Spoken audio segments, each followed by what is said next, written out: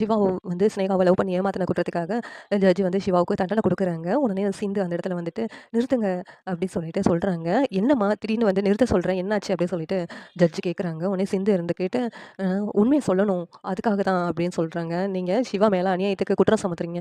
சிவா மேல எந்த தப்புமே இல்ல. அத நான் ப்ரூவ் பண்றேன்" அப்படின்னு சிந்து சொல்றாங்க. "என்ன சொல்றீங்க சிந்து? இவர் ஸ்னேகாவ லவ் பண்ணி ஏமாத்தியிருக்காங்க. உங்களையும் கடத்திட்டு போய் கல்யாணம் பண்ணியிருக்காங்க. அப்படி இருக்கும்போது இவர் மேல எந்த குற்றமும் இல்லன்னு சொல்றீங்க. எப்படி?" அப்படி சொல்லிட்டு ஜட்ஜ் கேட்குறாங்க.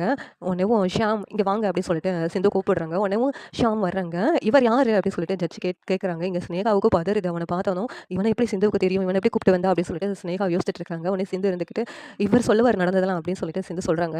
"இவர் யாரு?" அப்படின்னு சொல்லிட்டு ஜட்ஜ் கேட்குறாங்க. உடனேவும் "நான் தான் மேடம் ஷியாம்.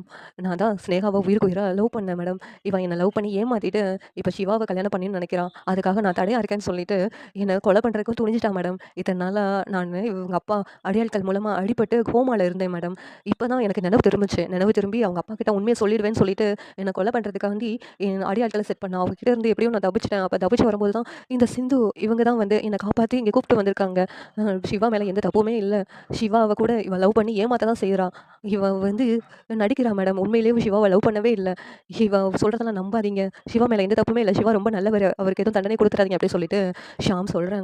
உடனே சிந்து இருந்துகிட்டு, "ஆமா மேடம். இவர் சொல்றதெல்லாம் உண்ம மேடம்" அப்படிங்கிறாங்க. உடனே ஸ்னேகா வந்துட்டு, "இவன் சொல்றதெல்லாம் பொய். நம்பாதீங்க" அப்படின்னு சொல்லிட்டு சொல்றாங்க. இந்த சிந்து தான் ஏதோ என் மேல பழி போடணும்னு சொல்லிட்டு இவன கூப்பிட்டு வந்திருக்கா அப்படின்னு ஸ்னேகா சொல்லிக்கிட்டு இருக்காங்க. உடனே ஷியாம் இருந்துகிட்டு, "அதுக்கான ஆதாரம்லாம் என்கிட்ட இருக்கு மேடம்" அப்படின்னு சொல்லிட்டு ஜட்ஜு கிட்ட குடுக்குறாங்க. உடனேவும் ஸ்னேகா மேல தான் தப்பு இருக்கு. சிவா மேல தப்பு இல்ல அப்படின்னு சொல்லிட்டு ஸ்னேகாவுக்கு ஜட்ஜ் வந்து தண்டனை குடுக்குறாங்க. இந்த சீரியல் எப்படின்னா நல்லாருக்கும். நீங்க நினைக்கிறீங்கன்னு கமெண்ட் பண்ணுங்க. அந்த வீடியோ பிடிச்சிருந்தா லைக் பண்ணுங்க, ஷேர் பண்ணுங்க, சப்ஸ்கிரைப் பண்ணுங்க. Thank you.